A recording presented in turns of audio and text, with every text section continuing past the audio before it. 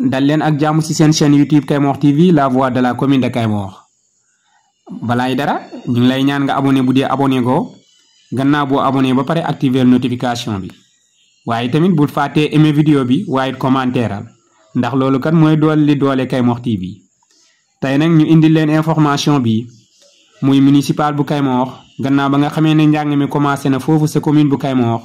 moo débloqué lu toll ci 6 millions francs CFA ngir jënd ay fourniture scolaire muy ay cahier ki livre ak yeneen i mbir ngir man koy distribuer à travers école yu nekk foofu sa commune bu Kaymor.